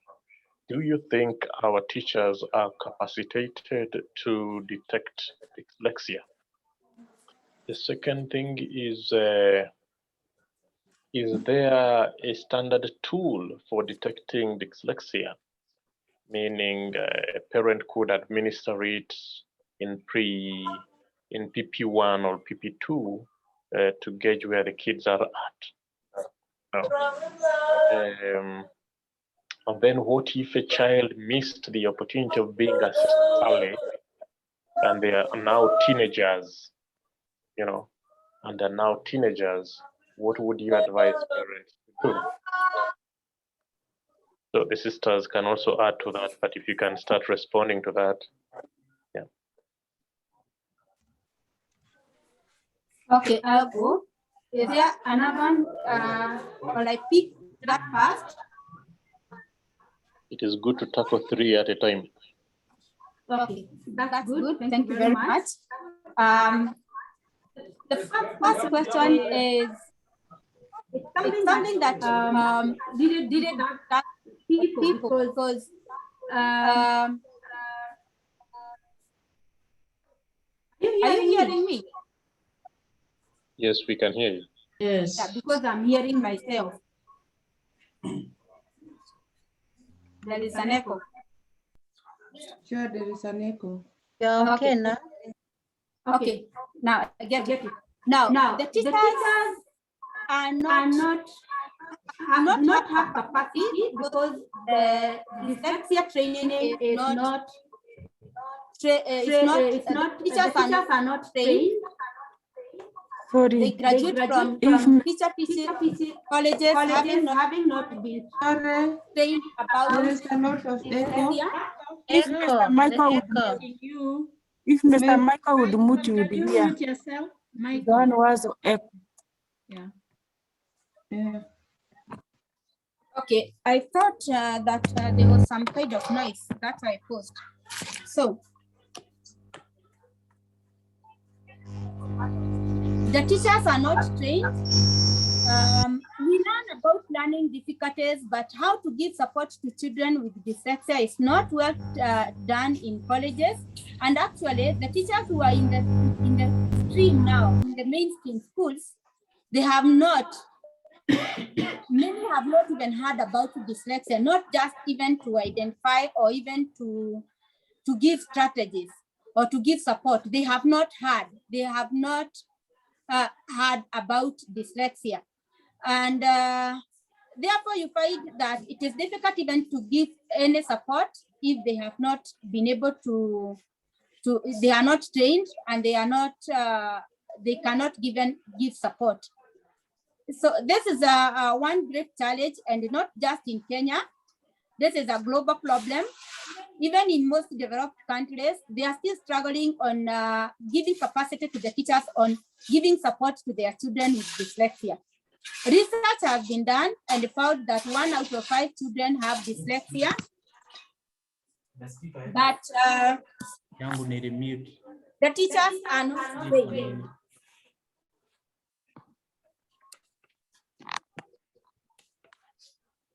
Your second question was?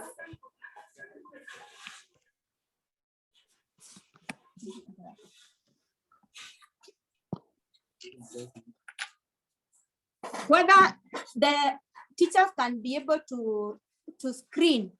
The assessment starts from screening, and the screening, just a basic screening that in a classroom situation you have maybe 20 students, but you are using the same method of teaching, but one or two of your children are not able to get what you are teaching.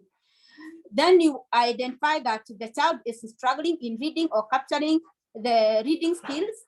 That is the major skill, the major screening that a teacher can do. And then after identifying this, then they can be sent for diagnostic assessment. And there are several places that in Kenya assessment takes place. Like here in Dyslexia Kenya, we do assessment. In most of the government institutions, we have Education Assessment Resource Center, where they do assessment of children with the difficulties generally, but also children with learning issues. I think I have answered your questions.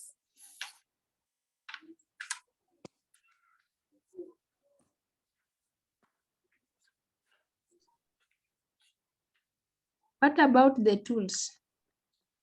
Say it again. Oh, the tools. What about the tools? Yes. Each and every, we have in our institution or in the sex organization, we have the tools that we use for assessment. We use comprehensive test on phonological processing. That is, it is called CTOP. We use another one for word reading that is globally used. And in each and every institution, there are those standardized tools that are there and can be found in the assessment institutions that they do assessment of children with dyslexia. So there are actually standardized tools for assessing children with dyslexia. Thank you, Nancy. But this is maybe this, I'm talking about these schools. These are schools maybe in the villages whereby a teacher has identified children with this issue, but how to go about it, like tools. I realize you are saying in some of the organizations there are those tools, but you find that some schools in the villages teachers are able to identify, but they are also trying their best, but maybe because of inadequate finance or sometimes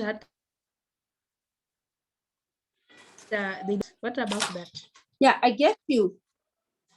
The teacher can do screening, and the screening I've discussed there is by having that in your own class, you are having a child who is not catching up in reading or spelling like other children.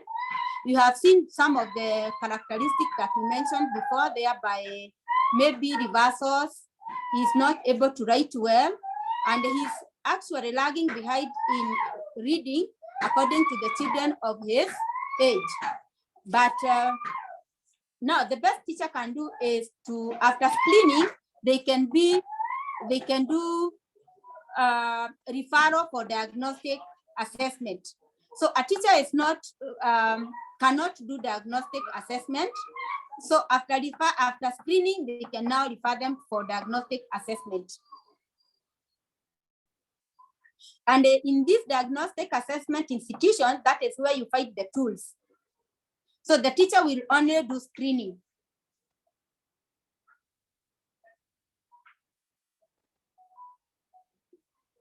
Thank you.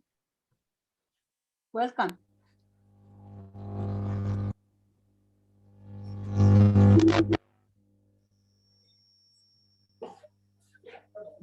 Another question? Excuse me, Nancy. Okay, I have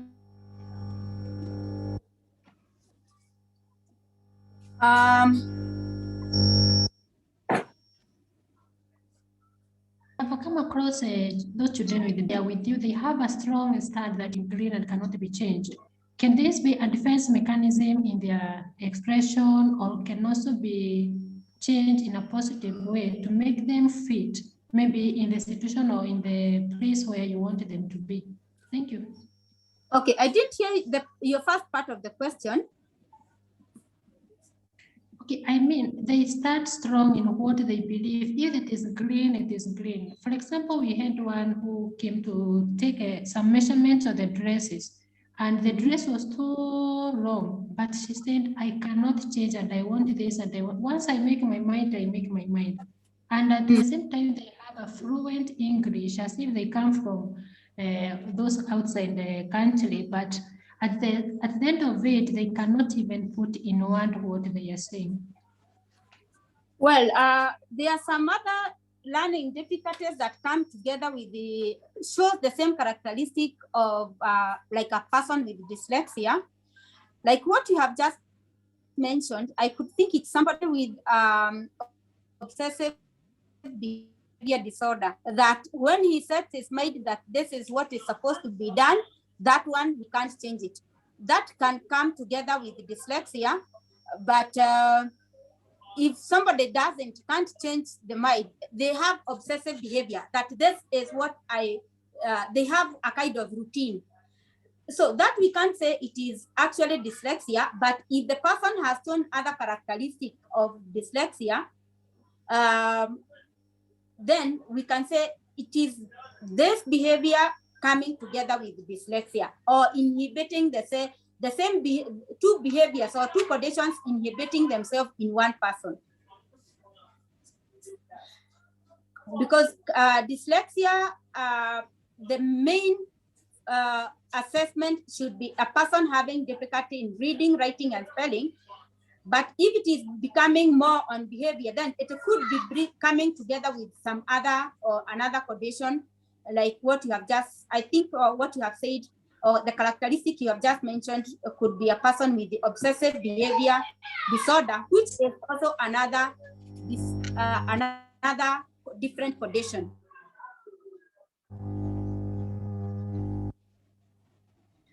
Okay, the same case about teenagers. I have seen somebody who has asked about a teenager who has not been diagnosed. Assessment is not only done to kids. It is also done to adults and teenagers and adults. And this one, if a teenager realizes himself, the earlier assessment, the earlier the person realizes himself, the better. So if somebody is realizing himself in teenage and that is the earliest, then the strategy that needs to be done starts there. If the person is, but what I usually advise is, if an adult has realized that he passed through reading, without reading, and he has been managed his life, then to teach that person to read, there must be some goals that this person has. Like what does he want to change his life after he has known how to read? If his life has been going on well without even reading, then the only way you can is that for self-actualization, feeling like I know how to read. That's the only way you can help this person to read, because he will satisfy himself, but not to change his life like that would happen to a child. A child who is trained to read may change his life, but an adult who has not known how to read all through and has realized himself that I was not able to read because I had dyslexia. If you are teaching him to read now, it is maybe because he wants to feel satisfied that he can read like any other person, but not just for the reason of changing his life.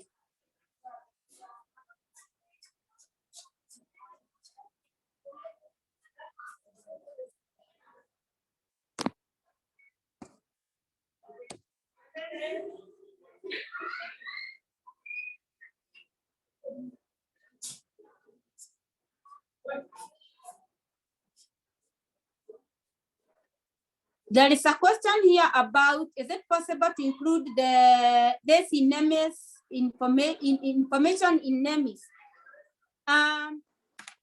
We have a school and we have been struggling to do this, but when we are including learning difficulties, include the people with dyslexia in the category of children with learning difficulties, not specifically dyslexia, because there is not that portion where you are saying there is specified as dyslexia.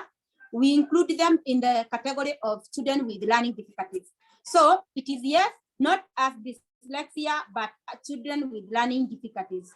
So that's how we include them in NEMIS.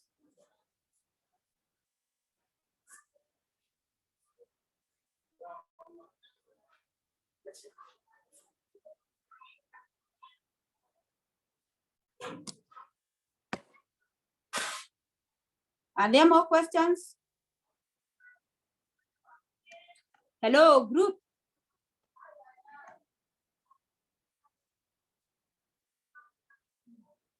Yes.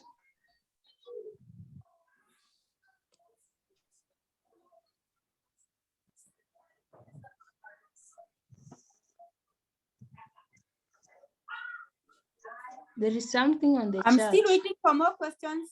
There is something on the chat. Say it again. Something on the chat. I have answered. We are going to share our content, revisit the issue of neurobiological origin. Okay, thank you. Dyslexia, it is an inherited condition. The largest part is of inherited condition, where the person inherits the condition, the genes from the parents. Just like we have inherited colors and all that, but there is the developmental dyslexia, where a person gets from what has happened in the environment, maybe before birth, during birth, and after birth. Before birth, which is very confusing with the genetic, is if the parent or if the mother abuses drugs in like alcohol, that will be born with the showing characteristic or may show characteristic of having dyslexia after. And this one is usually confusing with the genes, because during the birth, the child may have gone through delivery very well. The mother may have gone through delivery very well, no diseases, but then the child shows the characteristic. And when you look at the history of the other, if you look at the history of the other, of the other children, or even the history of the family, you find that there's no person with dyslexia. The child is inhibiting the characteristic of dyslexia. Maybe because the mother abused drugs during when she was pregnant. During birth, this perinatal stage, it is very, very important also. When the child, the mother goes through a prolonged labor, the child is born and is distressed. The child may show characteristic of having dyslexia after being born. Then the prolonged labor also causes the child not to breathe, to feed our brain with oxygen. That means now she will have difficult, or the child will have difficult, will show characteristic of having dyslexia thereafter.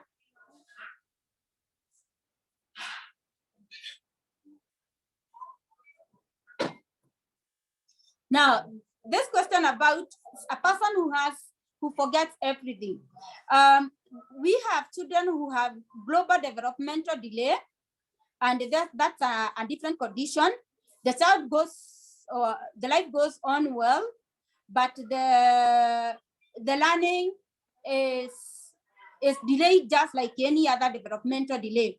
But also, there are other children with multiple learning difficulties. They have dyslexia, they have dysgraphia, they have dyscalculia, they have everything that do with learning, but you find that they are putting so much effort in learning. So how you can help this child, the Valentine, is by helping them realize other strengths, not other academic skills, but also what else can they do without having to learn. If they can realize their strength and they nurture that, or they help to nurture that, that is going to help them focus and they be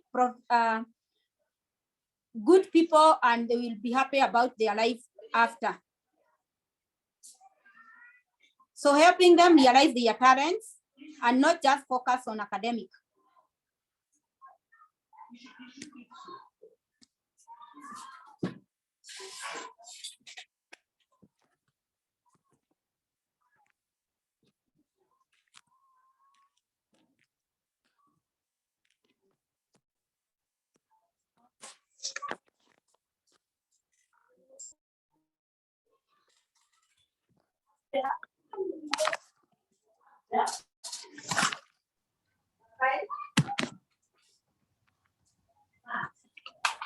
Is there another question? Yes. I wanted to ask, because we are serving many children with different disability, and you may realize a child has multiple disability, and then we may not have even these teachers. So how can we help this parent to know where there are these schools? Because they may remain there, and at the end, you will find they know nothing, and they are going on with the other peers and in classes together, but they are studying nothing, because we have them in our institutions. Can you be a bit louder, please? I was asking. I did hear you. We are serving children with multiple disabilities. They may be mental, physical, and all that. And maybe we are taking, like in our home, we are taking care of the physical disability. And you realize in between these children, there are also children with the dysgraphia, the one you are speaking about. And then they may remain there with us because they came because they wanted to be treated physically, but at the end, they don't achieve what they came for because we don't have these teachers. So I don't know how we can help these children to get the service. Do you have the school for these children? Yeah, we have children with we have a school called Reagan Parent School, and that's where I am now. You can hear the noise in the background. This school is for children with dyslexia. We take classes from grade from PP1 to we even have up to Form 4, where we give them support. And during the registration of examination, we present the file to the Kenya National Examination Council so that during the exam, they can be given support that they require. So yes, we have a school where we have children with the dyslexia and some other not very severe learning difficulties. So we have dyslexia, we have children with mild autism, those who can work and remain in a mainstream class. Though we do not get teachers who are trained on giving support, we train our teachers on how to give support to the children with dyslexia in a mainstream class. We also draw or plan individually, so we get, our strength is individualization education program, where we work with the parents also, so that we can give support to the children. So we register the children for KCSE and KCPE. Year 2020, we did our fifth KCPE and our first KCSE. We have seen that though the children have difficulties in achieving in academic, even when they finish class 8, they still desire to go to high school. And even if we advise that they can go on, they can do pre-vocational skills or vocational skills, there are those who only feel satisfied if they go through a high school. So that's why we started the high school class, to give the children satisfaction and even the parents to know, to realize that their children have gone up to O level. Though we still have those who have made changes a lot, that they, after going through our system, they have known how to read, they can achieve academically, and they also can achieve things to do with, we give them also pre-vocational skills.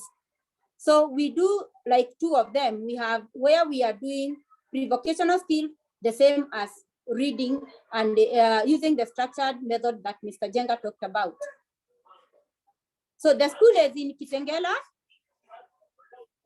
It's a boarding school for both boys and girls.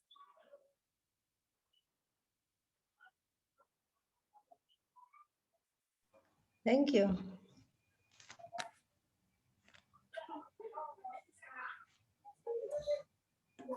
You can get us online through the same dyslexia organization, Kenya. We have Reagan Parent School. You can get us on Facebook. You can get us on website, www.reaganparentschool.com.co.ke. That is the school website.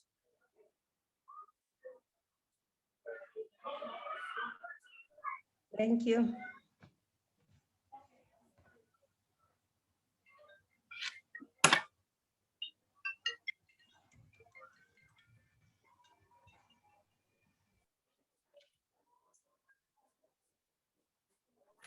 So thank you very much, Nancy, and thank you to all who've been able to listen in. Phyllis, Michael, it's been a very supportive environment for us to learn. I, for one, I think I'm really interested in this dyslexia thing because I'm in the habit of observing my children. Some of these signs might be appearing and we take them for granted. So thank you very much, Nancy. I know you will be sharing the slides with us. We've done a recording of this. We will also upload the recording to make it available. It is 20 minutes to the next class that we are entering. So allow us to close here. So Nancy, if you have any closing remarks, especially opportunities for collaboration, I'm personally interested these days in advocacy for the rights of persons with disabilities and learning disorders, because I think it is a neglected area. There is no reason, if we have 1 in 5 children who have dyslexia, then it must be mandatory that the National Education Management Information System mandatorily includes these children, because then they should be followed in a unique way. The kind of needs they have might be different from everyone else. So thank you very much, Nancy. You need to do 2 minutes closing remarks, and then you could let us go.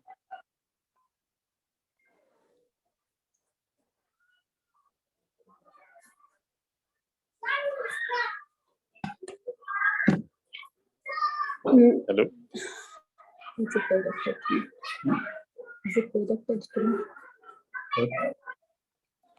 I couldn't hear. Mine is angry because of the. So thank you very much for inviting us for this, and we are grateful that you want to join us in advocacy of children with dyslexia. We are actually looking for team and people to join us. As you have seen, there in your village you can find